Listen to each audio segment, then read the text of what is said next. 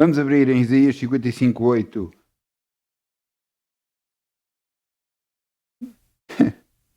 O título é igual àquele título que eu da outra vez pus, que é aquele título esquisito, mas que é da vontade de Deus, assim seja. De mim dois. É sempre um pouco para mim, mas se calhar eu creio que a ilustração que Deus quer chegar é como é que nós estamos a andar, o que é que nós estamos a fazer, o que é que nós estamos a... Será que as decisões que nós estamos a tomar têm a ver connosco próprios ou com Deus? Isto é muito importante para a nossa vida. Que decisões estamos a tomar?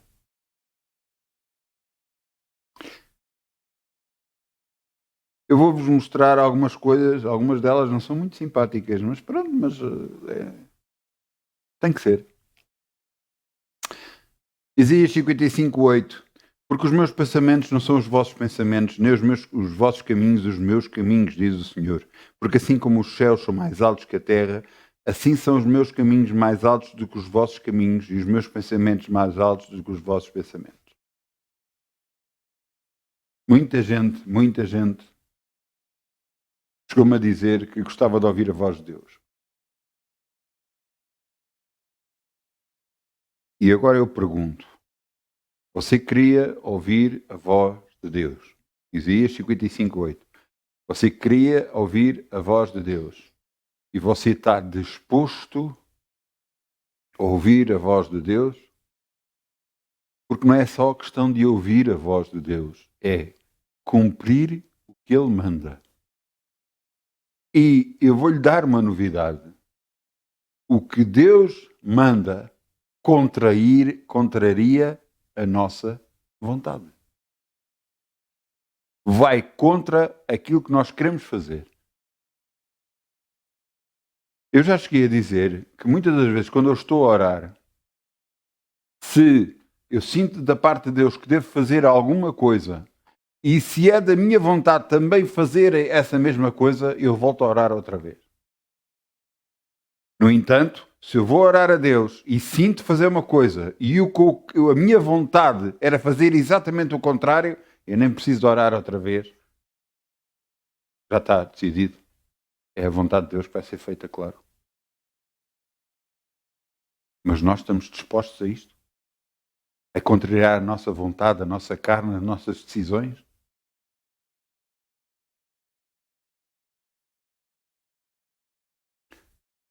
Quando se fala de mim ou de ti, quem está em primeiro lugar? Nós ou Deus?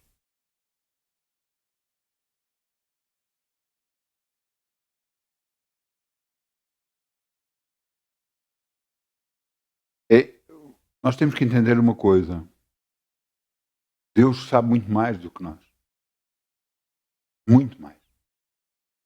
Este versículo ilustra precisamente isto. Ele sabe muito mais à frente o que é que nos pode acontecer pelas nossas decisões, o que é que pode vir a acontecer, o que é que nós podemos ser prejudicados por causa disso, embora na altura parece que estamos a ser prejudicados. Mas ele sabe muito bem o que é que vem aí. Eu vou-vos dar o exemplo de um filme que eu vi, por acaso um filme, pronto. O filme é para rir, mas cada vez que eu vejo eu choro. O filme é para rir, com o título em português, eu vou passar o título, mas o filme parece que não tem nada a ver com Deus, mas tem tudo a ver com Deus. Embora é um filme não, quer dizer, fala sobre a Bíblia, mas não é completamente evangélico, mas ilustra muito bem o que Deus é. E nesse filme o que acontece é um homem ora pedindo a Deus que o ajude a mudar o mundo e ele vai para uma casa, ele pertence é deputado nos Estados Unidos e então ele ou está no Senado dos Estados Unidos, pronto, é uma coisa assim, eu não sei de qual dos sítios é que está, mas penso que é no deputado, e ele está lá E ele então tem uma casa que comprou, que comprou enorme, anda com um bom carro e tem tudo bom. E começam-lhe a acontecer coisas muito esquisitas. Como ele fez aquela oração que ele queria mudar o mundo, Deus aparece a pedir-lhe que ele faça uma arca.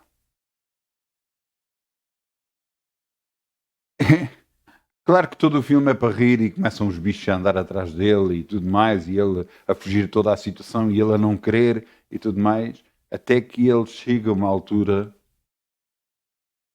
e se resigna e cede. E o que é que acontece? Ele começa a construir a arca. A família não acredita naquilo, a família abandona-o, afasta-se dele. Deus intervém, a família volta para ele e eles todos constroem a arca com a ajuda dos próprios animais. Toda a gente chamam de louco porque é que está a construir um barco naquele sítio. E eu continuo a dizer que o filme é para rir, só que há partes do filme para mim que tocam especialmente porque eu sei o que é aquilo. E me dá vontade de chorar. Não é fácil seguir a vontade de Deus, não é fácil fazer a vontade de Deus, mas eu sei que é o melhor. Ele constrói a arca toda, acredita que no determinado dia, quando tem a arca toda construída, que alguma coisa vai acontecer, vai começar a chover muito ou qualquer coisa. Ele está lá e começa a chover um pouco e para a chuva e ele diz: Senhor, então, o que ele estava a dizer é: eu confiei em ti. E agora? E agora ao longe, uma barragem parte toda e vem toneladas de água em direção a ele. Ele consegue meter toda a gente que está ali à volta, que está a gozar com ele, que está tudo, consegue meter para dentro do barco, fecha o barco e o barco é levado para aquela grande quantidade de água e até é levado para perto do sítio onde os deputados estão e é confrontado o próprio quem fez a barragem, que construiu mal a barragem, que aceitou fazer isto e aquilo e tudo mais. Mas o filme que mais impressiona é que muitas vezes estar a fazer a vontade de Deus contraria toda a gente. É aqui que eu quero chegar. Eu comecei a perceber isso muito cedo. Infelizmente, muito cedo. Porque muitas das vezes as coisas que eu falava, as pessoas não aceitavam.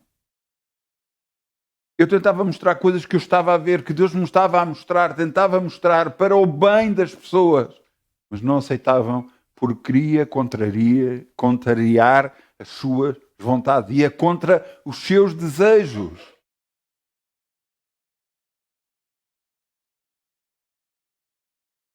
E não é fácil ir contra os nossos desejos. Eu percebi isso muito cedo. E percebi que fazer a vontade de Deus não é fazer a nossa vontade.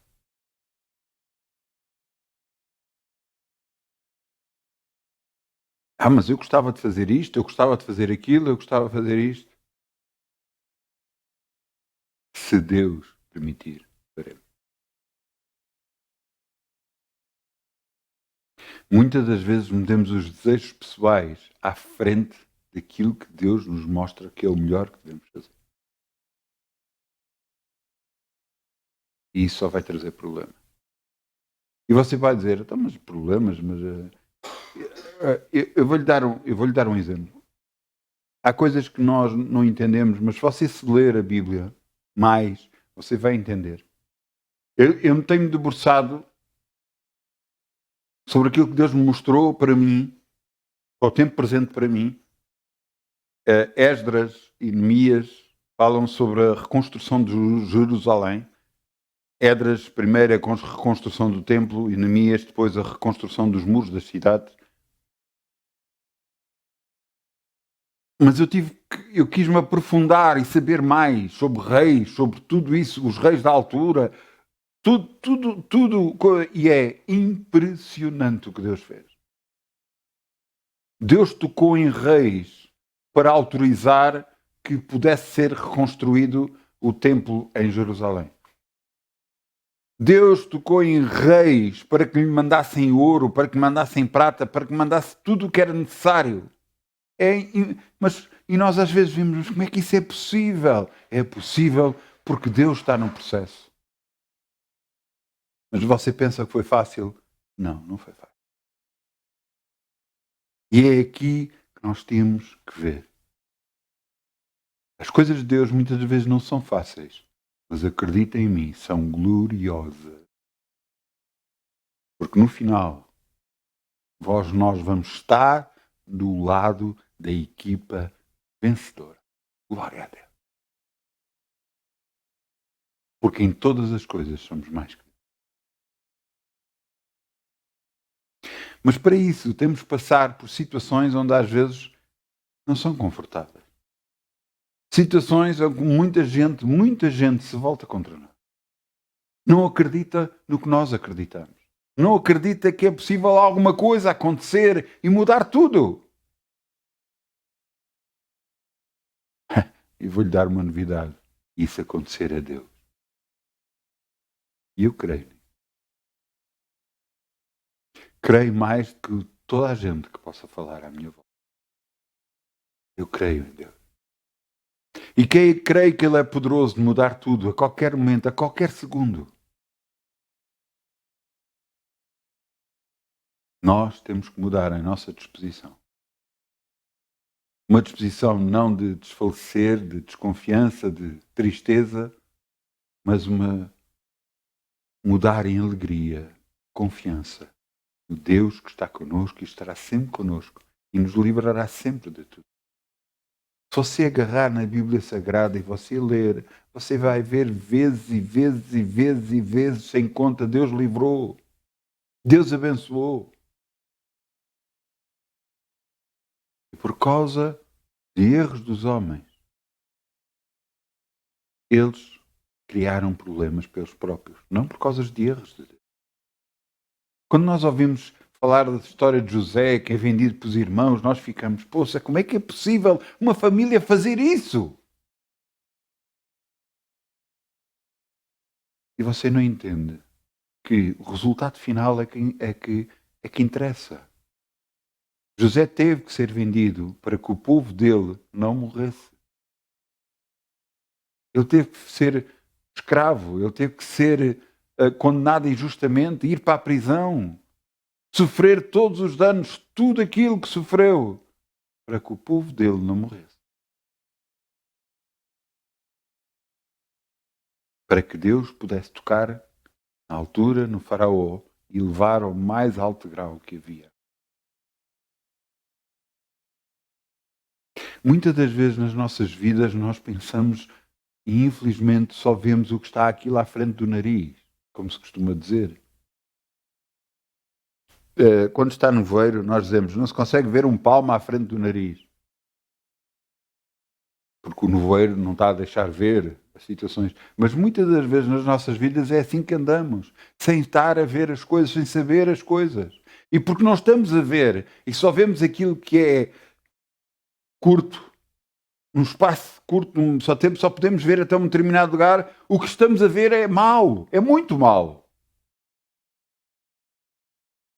Mas Deus sabe que está a levar até um ponto tal para que numa altura certa possa agarrar e mudar tudo. Ainda hoje me disseram,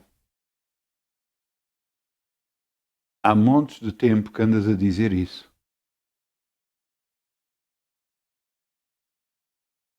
Eu calei-me.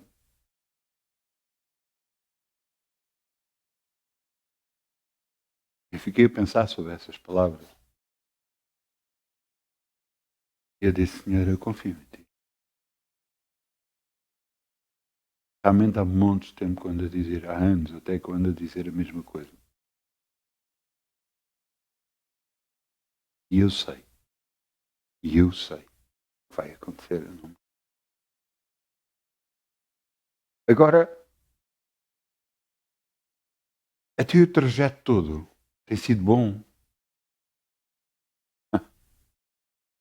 O trajeto todo tem sido uma loucura. Uma loucura porque eu tenho visto Deus a atuar, tenho visto Deus a fazer. E porque eu sei que Ele vai fazer o que tem que fazer. Que tudo seja para a sua glória e honra, em nome de Jesus. Agora, para isso poder acontecer, muitas das vezes há circunstâncias que têm que vir. Eu quero-vos mostrar, através da Bíblia, um pouco disso. E vamos abrir em 1 de Reis 17:1. 1 de Reis 17:1. Vamos ouvir falar sobre um homem já nosso conhecido. Eu vos trouxe cá já várias vezes e vamos falar sobre um homem que no próprio Velho Testamento falam sobre ele. Este homem é o profeta Elias. Na altura o rei Acabe, fazia asneiras, cultuava a outro Deus que não o Deus de Israel. Não o Deus de Abraão, de Isaac e de Jacó, cultuava outros deuses, a imagens e tudo, fazia tudo o que era de mal na altura. E Deus, para o meter no caminho certo, enviou um homem para falar com ele. Agora veja o que é que este homem de Deus chega ao pé do rei e diz. Então Elias, o tesbita, dos moradores de Gileade, disse a Acabe: Vive o Senhor, Deus de Israel, perante cuja face estou, que nestes anos nem orvalho, nem chuva haverá, senão segundo a minha palavra. Eu quero que nós vamos concentrar só neste versículo agora. Agora vamos pensar um pouco. Na altura, não era como agora. Agora, graças a Deus, nós temos barragens onde há água, temos possibilidades de armazenar grande quantidade de água, temos a possibilidade de armazenar alimentos que até duram bastante tempo e tudo isso. Não quer dizer que se num ano não houver seca não vá prejudicar. Claro que vai prejudicar, mas mesmo assim conseguimos mais ou menos. Naquela altura não era assim. Naquela altura a dependência era completa da agricultura. O que as pessoas comiam era o que cultivavam, os animais que tinham e tudo mais. A dependência era completa da agricultura. Quando Elias decreta que nem orvalho vai haver, nem umidade vai haver durante a noite, nem chuva, ele decretou uma seca. Agora pense comigo. Será que a seca não vai o prejudicar a ele próprio também? Se prejudicar todos à volta dele, ele também não vai ser prejudicado?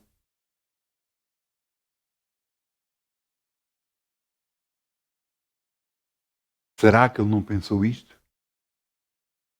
Ele pensou, mas era a vontade de Deus e ele declarou a vontade de Deus.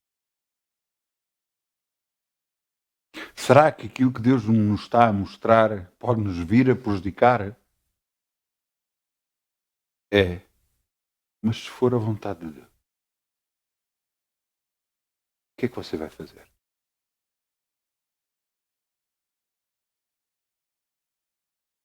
Depois de ele fazer isto, Deus falou com ele. Versículo 2. Depois veio a ele a palavra do Senhor dizendo, vai-te daqui, vira-te para o oriente, esconde-te junto ao ribeiro de Querite, que está diante do Jordão. E há de beber do ribeiro, que eu tenho ordenado ali corvos que te sustentem. Pois ele foi conforme a palavra do Senhor, pois foi e habitou junto ao ribeiro de Querite, e que está diante do Jordão, e os corvos lhe traziam pão e carne pela manhã, como também carne e pão à noite, e bebia do ribeiro. Vamos parar aqui outra vez.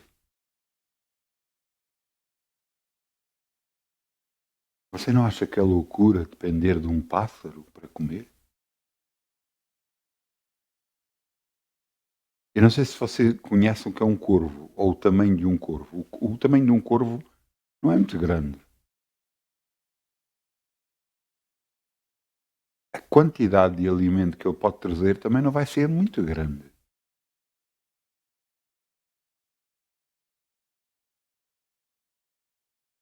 Tudo isto seriam obstáculos na mente de Elias. Mas o que a Bíblia diz é que ele foi sustentado assim, por muitos dias.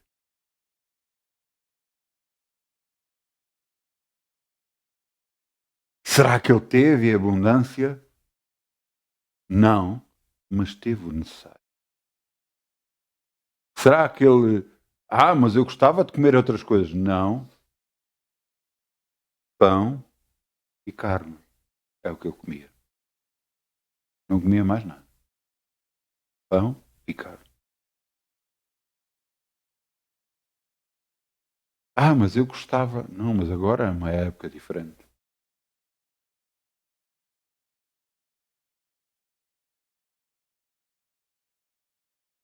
Agora, imagine que ia na cabeça de Elias. Calhar, se não tivesse dito aquelas palavras, não havia seca e agora estava a comer do bem bom. Mas fugia fora da vontade de Deus. E o que é que você quer? Fazer a vontade de Deus ou estar no bem bom?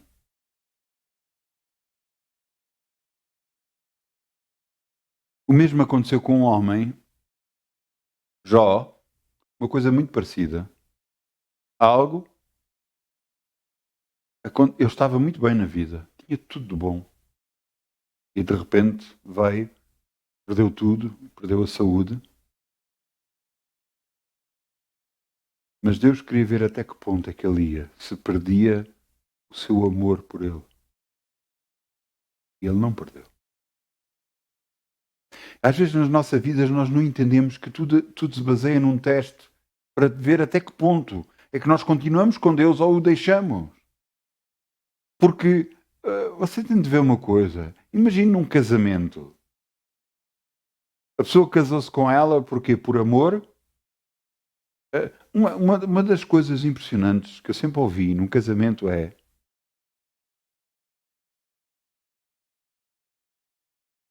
seja na tristeza, seja na alegria. Seja na alegria, seja na tristeza. Seja na saúde, seja na doença. Seja na riqueza, seja na pobreza. Até à morte vos separe. Estou aí com Deus. Não é da mesma forma?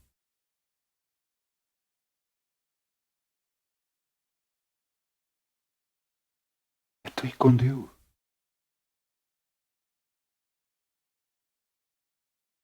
Está tudo bem. Glória a Deus, temos tudo. Estamos em suficiência. Temos glória a Deus, glória a Deus. E agora de repente falta. Já não há glórias a Deus? Deus não continua a ser o mesmo. Deus não nos ama. Até e porquê? Você não gosta de saber se as pessoas estão mesmo do seu lado? Eu vou-lhe dar uma novidade. Deus também. Deus quer ver quem realmente está do seu lado.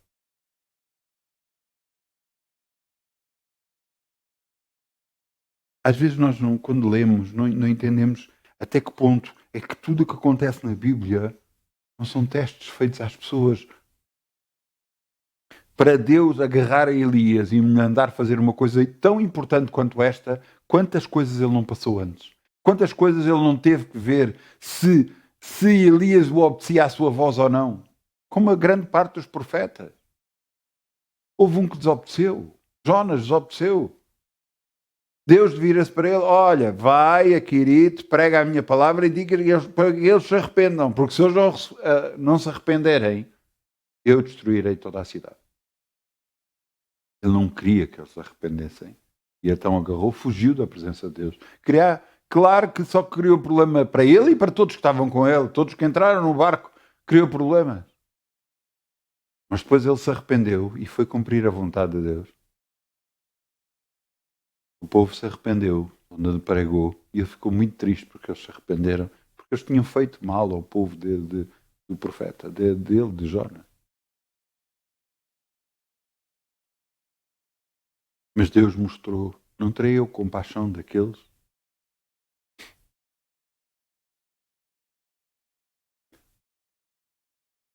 Será que Deus não testa os seus?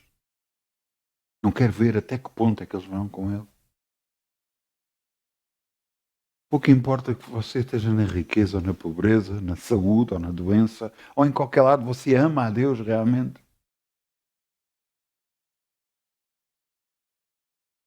Você levanta as mãos para os céus e diz: Senhor, eu te amo. Apesar de todas as circunstâncias que eu estou a passar, Senhor, eu te amo.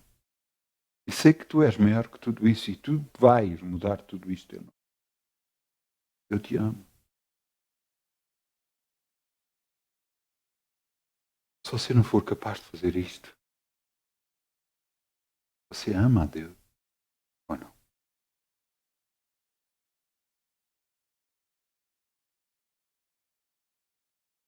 Por causa do que Elias falou, veio outro problema para ele. Ele até ali foi sustentado, e agora no versículo 7. Sucedeu que, passado dias, o ribeiro se secou, porque não havia chuva na terra. Por causa daquilo que Elias tinha. Consequências daquilo que ele falou.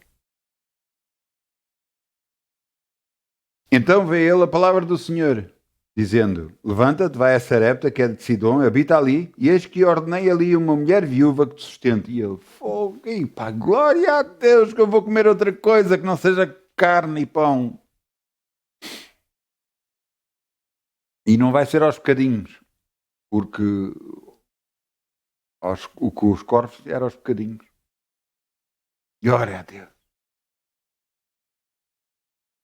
Então ele se levantou, versículo 10, então ele se levantou e foi a Sarepta, e chegando à porta da cidade, eis que ali estava uma mulher viúva apanhando lenha, e ele a chamou e disse: traz-me, peço-te, uma vasilha, um pouco de água para que beba.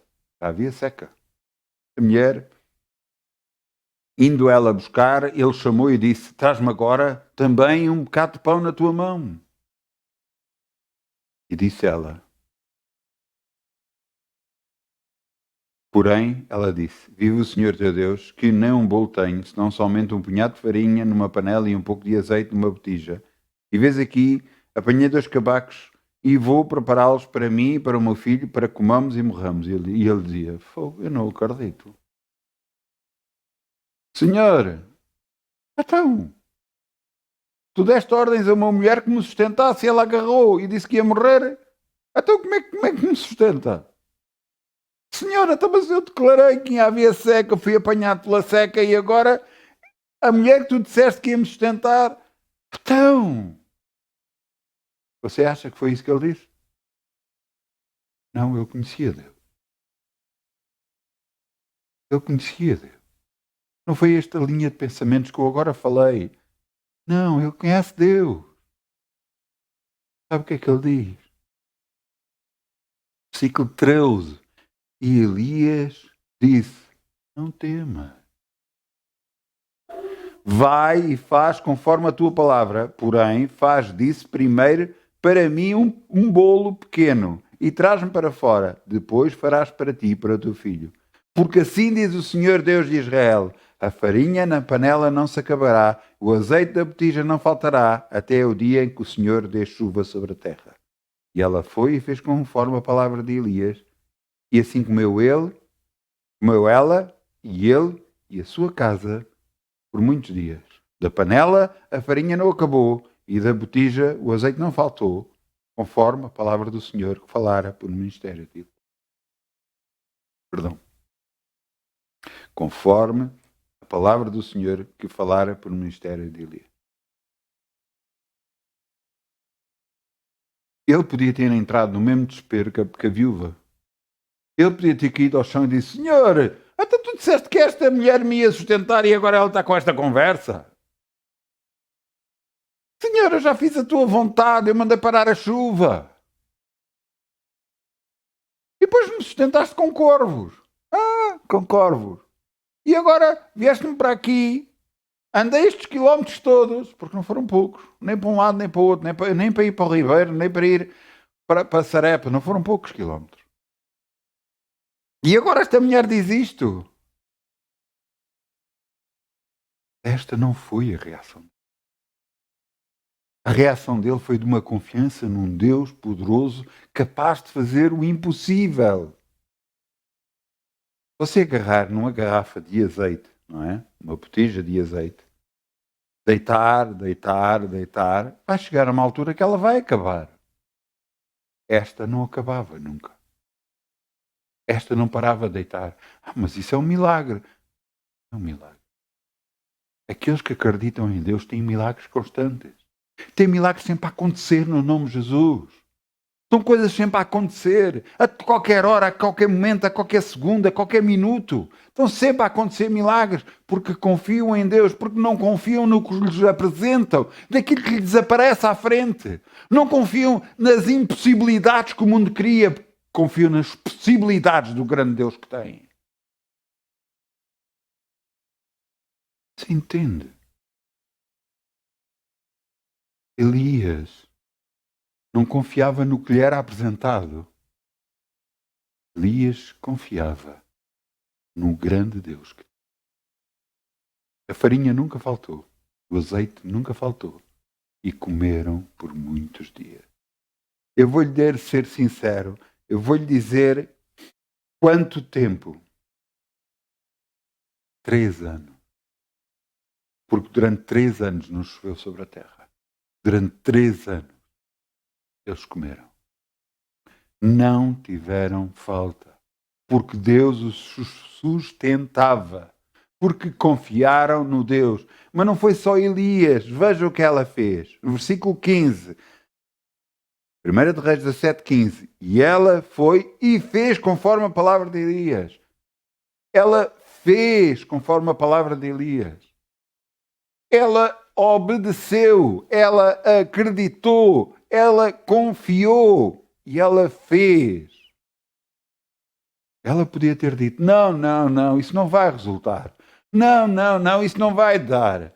Tu não estás a ver todas as circunstâncias? Não estás a ver toda a gente a morrer à nossa volta, sem comida, sem ter nada que sustente? Como é que isso vai resultar connosco? Ela não fez isso, ela confiou.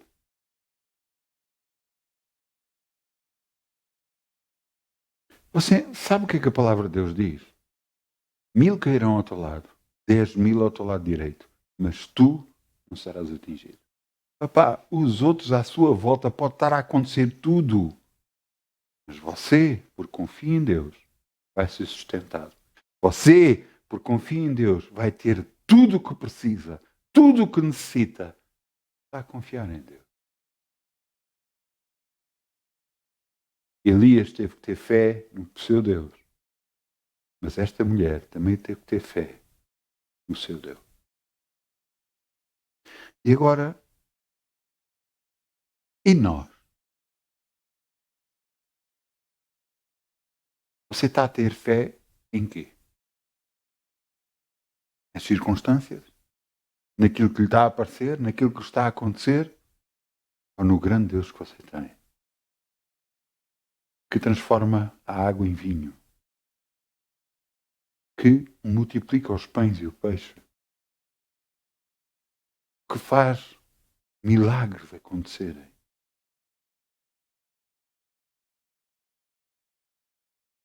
Quem é o seu Deus? Será que é aquele que faz milagres ou não? Está na altura de você tirar os olhos do mundo, das circunstâncias, do que lhe está a acontecer e pôr os olhos para cima, olhar para cima. Você sabe porque que o templo que era feito de pano, antes do templo de Salomão, a tenda que era o templo de Deus, sabe que ele era lindíssimo. No teto, nas paredes, era lindíssimo. Mas no chão era feito de terra.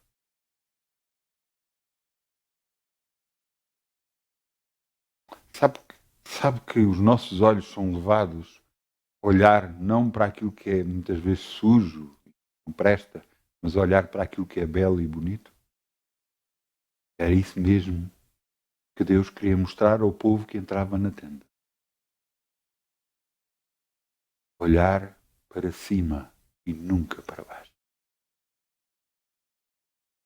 Se não vamos olhar para as coisas terrenas, nós só vamos ver desgraça. Devemos ver 1000 que eram ao nosso lado, 10.000 ao nosso direito. Vamos ver tudo acontecer. Vamos tentar mostrar um trajeto de vida para nós em que nós achamos que não vamos conseguir ultrapassar, não vamos conseguir vencer. Mas Deus diz: olha para cima. Olha para mim. Pois nenhum mal te sucederá. 1000 que irão ao teu lado, 10.000 ao teu lado direito, mas tu não serás.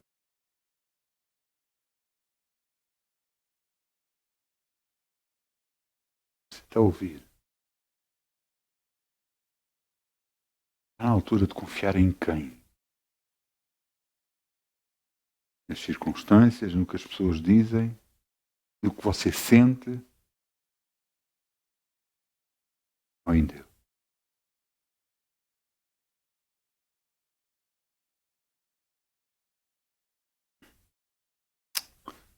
Oh glória! Oh glória!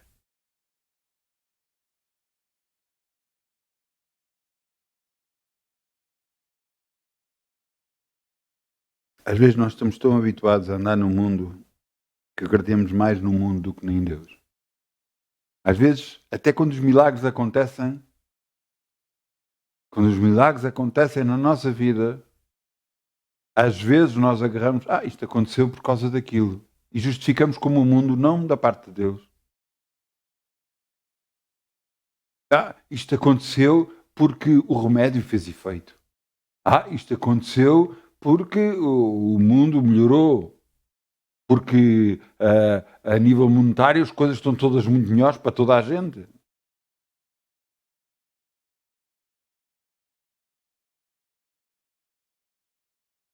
Quando é que você põe os olhos em Deus? Quando é que você acredita num Deus que abriu o mar vermelho?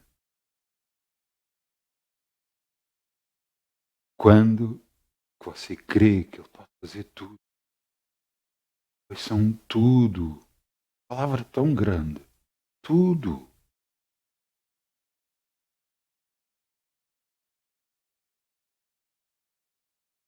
Eu quero-vos mostrar uma coisa que Deus mostrou a mim. Vamos a Esdras. Esdras, está aqui depois de Reis, Primeira de Reis, Segunda de Reis, Crónicas, Segunda de Crónicas e parece Esdras. Esdras 1:1. Esdras. Esdras. 1:1. Glória a Deus. É selecionar lá embaixo.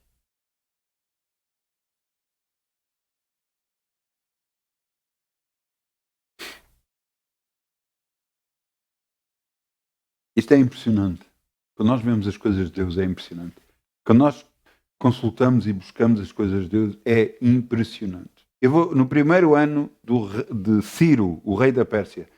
Você sabe quem é este Ciro?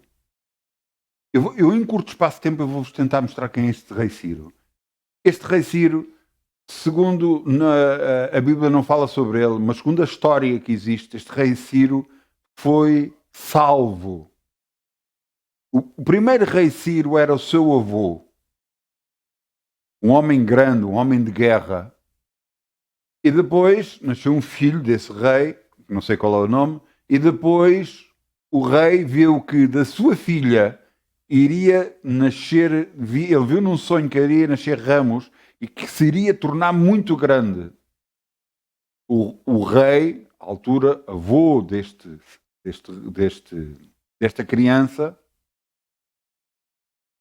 com receio que esta criança usurpasse o trono, mandou matá-lo.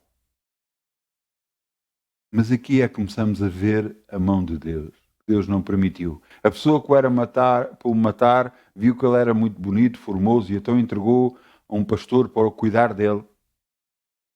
O pastor cuidou dele, só que ele veio a ser, à medida que cresceu, um homem de guerra. Conquistou tudo e todos, inclusive o reino do próprio avô. Se cumpriu aquilo que o avô tinha visto. Este rei Ciro tornou-se um conquistador tremendo. A Bíblia fala aqui, em vários sítios fala deles, mas num em em Isaías 45, em Isaías 44, no final de Isaías 44, em Isaías 45, fala sobre este rei Ciro. E Deus diz que ele é o seu pastor, que ele fará a sua vontade. E fez exatamente.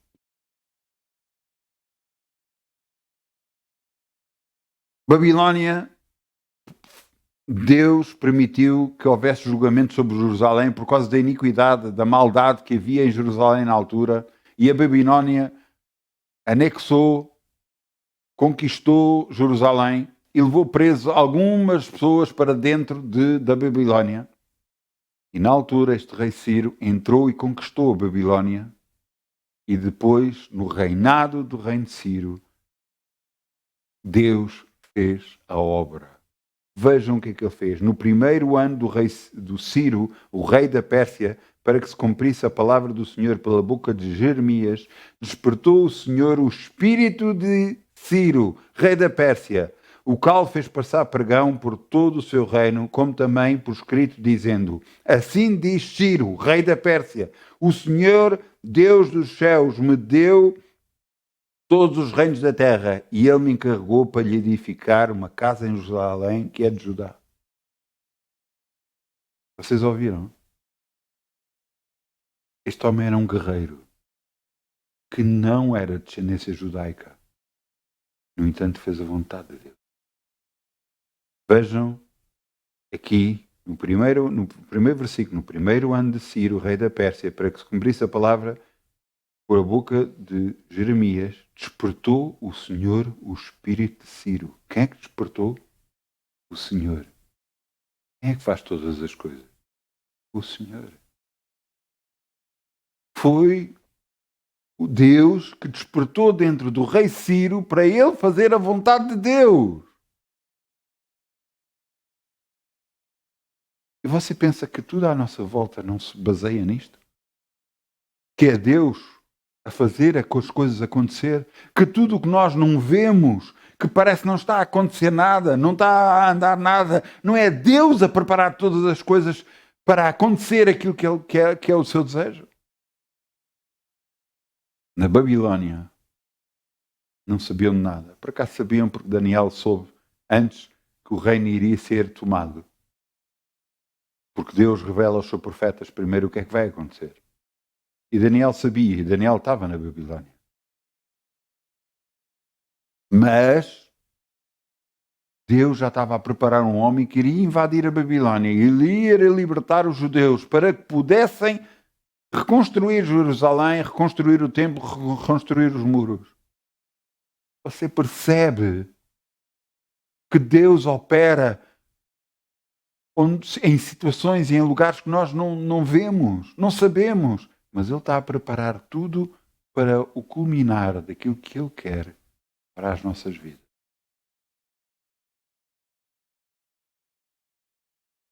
As coisas podem não estar conforme você gostaria, mas Deus está a ver o seu coração, está a ver o que você está a fazer, está a ver o que você está a falar, está a ver em quem você está a confiar.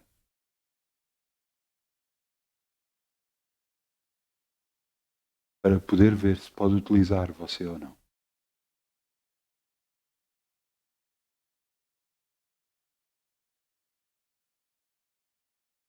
Há pouco tempo falaram de uma pessoa que eu conheci quando aceitei Jesus. Essa pessoa tinha uma revelação tremenda, tremendamente, mesmo tremenda, da parte de Deus.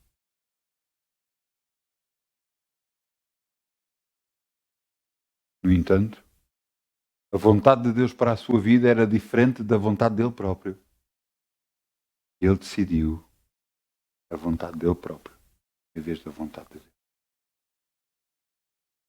Muitos são chamados, poucos escolhidos.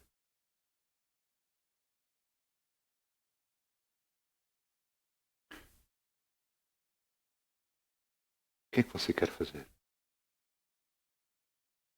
Viver com Deus ou viver neste mundo?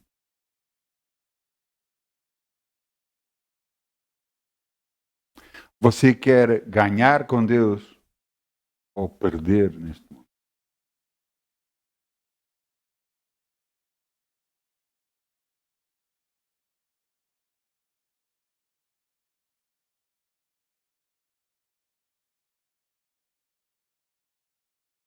Quero terminar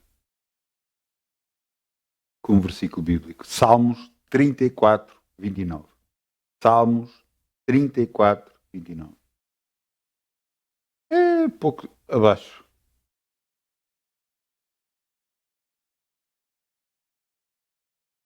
Eu disse Salmos.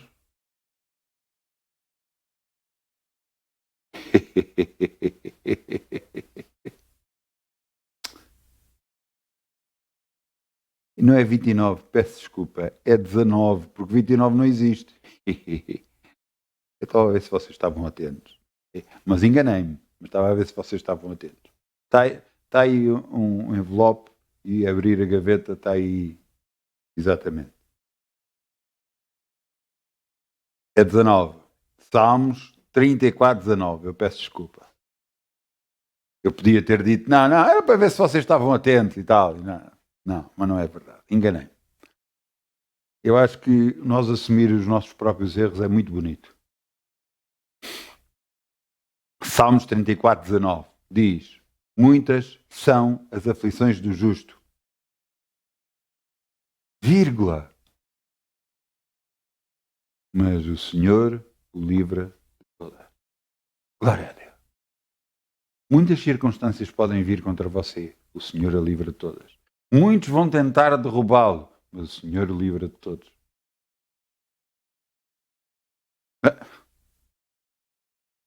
Às vezes, separar, ainda há pouco tempo falava com um filho meu e estávamos a falar e a dizer que separar muitas vezes um versículo da Bíblia é complicado. É algo que não se deve fazer. E diz aqui assim, versículo 19: muitas são as aflições do justo, mas o Senhor a livra de todas. Ele lhe guarda todos os seus ossos, nem sequer um deles se quebra. A malícia matará o ímpio, mas os que aborrecem o justo serão punidos. O Senhor resgata a alma dos seus servos, e nenhum dos que nele confiam será condenado.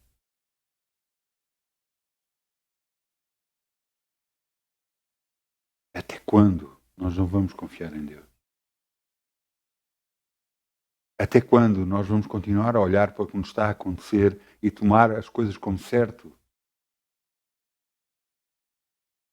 Até quando nos vamos deixar contagiar com tristeza, quando Deus nos prepara um banquete perante nós? Até quando? Não vamos confiar neste grande e poderoso Deus. Tudo é capaz de fazer a nosso favor.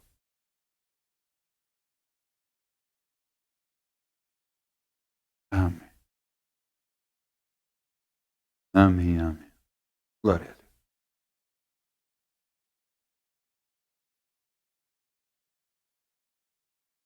Confia no Senhor e verdadeiramente serás alimentado.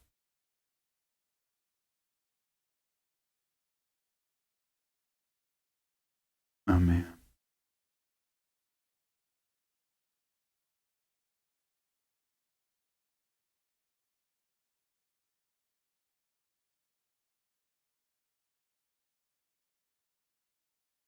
Salmos, nós estamos em Salmos quê? Não, estamos no 34, vamos ao 37, 3. 37, 3. Salmos 37, 3. Já estamos nos Salmos, é só andar para o 37, um pouco mais abaixo, 3.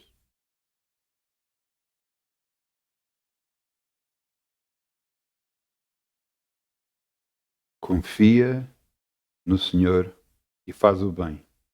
Habitarás na terra e verdadeiramente serás alimentado. Deleita também no Senhor, Ele concederá o que deseja o teu coração. Entrega o teu caminho ao Senhor, confia nele e Ele tudo fará. Vamos parar de confiar naquilo que nós temos em frente dos nossos olhos ou que chega aos nossos ouvidos. Vamos olhar para Deus. Vamos confiar no grande e poderoso Deus, que é o nosso Deus, que tudo faz. Mas as circunstâncias mudam. Porque nosso Deus as faz mudar. Ele é grande e poderoso em obra. Amém. Que o grupo de louvor venha para aqui, embora já esteja aqui ao meu lado. Não é? Amém. Tadã! Foi rápido. Glória a Deus, Senhor. Te agradeço pela alegria que me concedes. Dá a mente, coração alegre, tem um banquete contínuo, é o que a tua palavra diz, e a verdade é. Às vezes estamos perante as circunstâncias, mas ou nos deixamos abater por elas, ou as vencemos com a nossa alegria. Deus é por nós, ninguém pode ser contra nós. Mesmo na área financeira, em todas as áreas da nossa vida, o que é que nós estamos a fazer?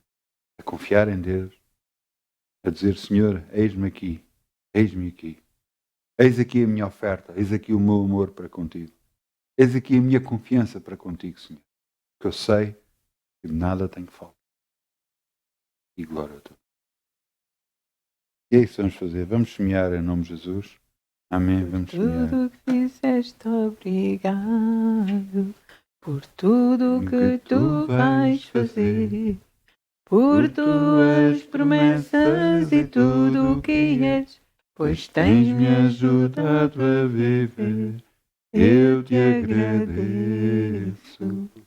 Te agradeço, meu Senhor. Te agradeço. Meu Senhor, grato sou, pois, pelo teu grande amor, por teres dado a tua vida por mim. Obrigado, Jesus. Eu estou tão grato, Jesus. Muito obrigado, Jesus. Te agradeço. Meu Senhor, te agradeço, meu Senhor. Vamos virar as mãos para as ofertas, vamos dizer obrigado, Pai, podemos semear no teu reino e confiar em ti. Sabemos que de nada temos falta, nem nunca teremos, porque tu és por nós. Sabemos que temos todas as necessidades supridas, Pai. Tu nos tens abençoado e continuas a abençoar sempre. A glória do teu nome, no nome de Jesus.